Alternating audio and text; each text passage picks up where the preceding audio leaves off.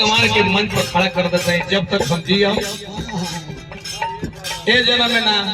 7 जन्म तक रुआ के आशा पद पति समान कहे के भाव पहले राम गुरु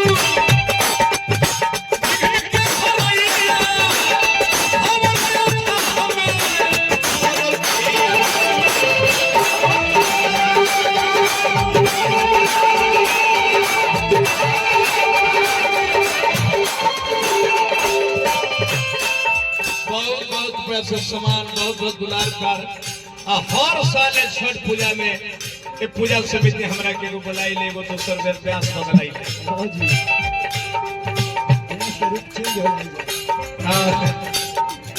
हमारे बाबा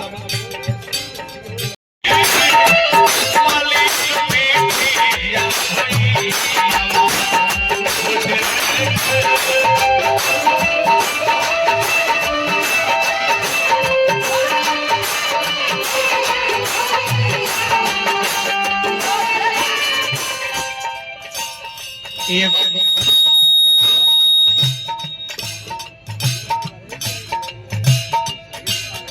हमारा मनोज होगा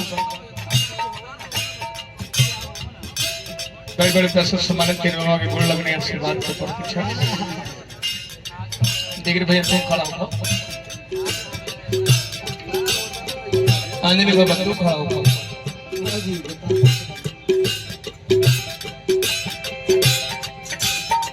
भाव में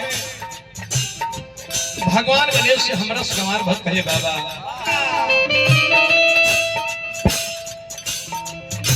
हे गौरी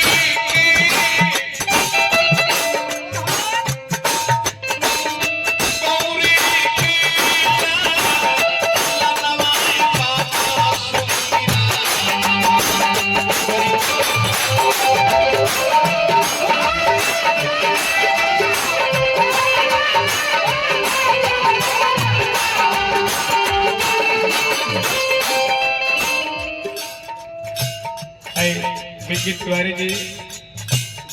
बहुत ऐसा लांसर देखा नहीं जाता बाकी सरस्वती माई डायरेक्ट हरे के जीवन में विराजत हम कामना करो यही तेरे 3 दूना रात से बढ़त रहे हमारा बिहार के हमारा जवार के हमारा गांव के झंडा जाके हिमालय छोटी पगाड़ते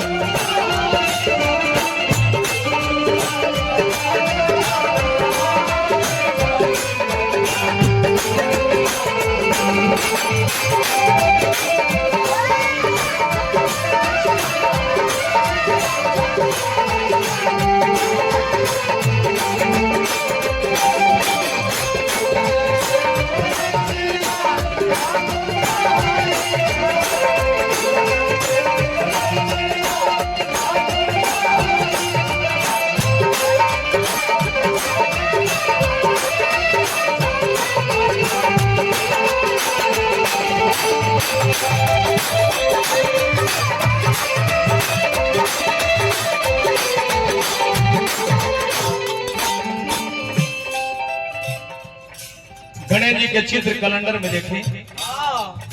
बेढंगा रूप मालूम पड़ता हाथी के मूड़ी शरीर नर के कान सुपैसा नाक सिंगाइसन पेट में खोल बुझाता कि आंगनबाड़ी के तसला हो फिर भी सबसे पहले बुझाता एकरा मतलब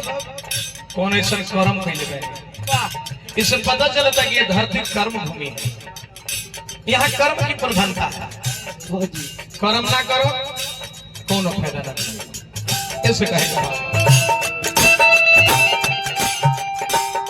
What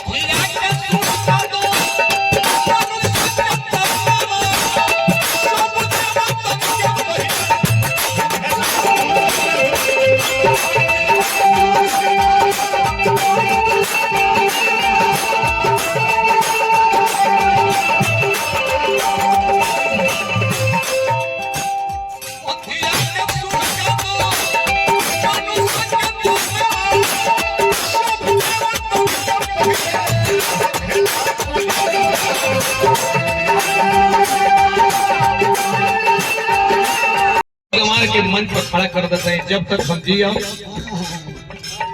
ए जन्म में ना 7 जन्म तक रुआ के साथ पद पति समान कहे के भाव कहले राम गुरु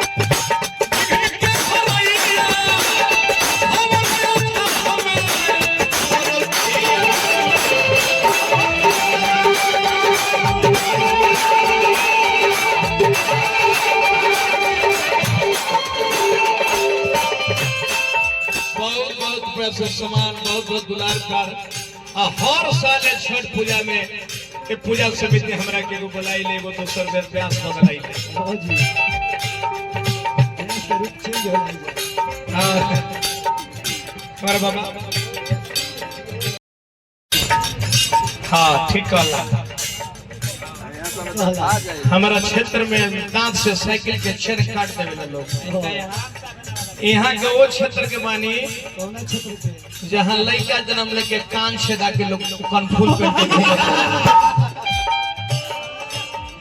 कान छेदा के कनफूल पहन के लोग घूमत रहेला मैं कहेंगे गढ़ा रहते तो लोग फालतू बात ना बोले पहले के भोजपुरी गीत से सुगंध निकले आज के भोजपुरी गीत से दुर्गंध निकले पहले बेटी बहन मेल फीमेल दोनों मिल के हर लोग भोजपुरी के सुने अंतर में क्या अकेले सुने में लाज लगे लगो ईयरफोन लगावे के पड़ता कहाँ हमारे भारत के धरती के एगो समय रहे कि हमारे भारत के धरती के सोने की चिड़िया के नाम से लोग जाने आज पितरों के चिड़िया का हमें लाज लगे लगल कहाँ एक समय रहे कि धरती विश्व गुरु के नाम से प्रसिद्ध था यहाँ विदेशी लोग यहाँ पढ़ने आते थे आज यहाँ के लोग विदेश जा रहे पढ़ने हाय रे दैवाई सोनवा के देश रे हाय रे दैवाई सोनवा के देश रे कहाँ गईले गीता गांधी जी के उपदेश रे हाय रे दैवाई सोनवा के खोजना को कभी मिले बाइबिल पुराण में हमारा देश के आदमी छोड़ी न पंछियों रहे ज्ञान में काग भुसुंडी कैसा रहले खगेश रे हमारा देश के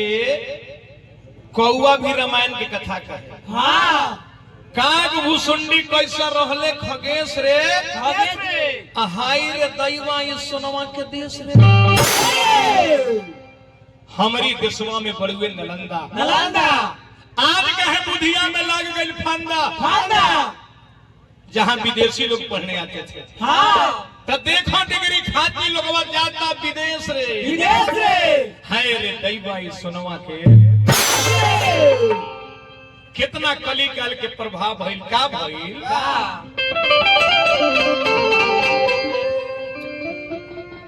किशोरावा के सिपहिया आर नहीं बोलत मैया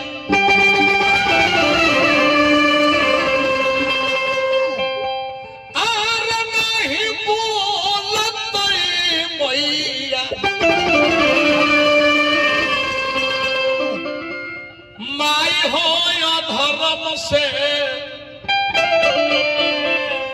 धरतिया पिया डोलत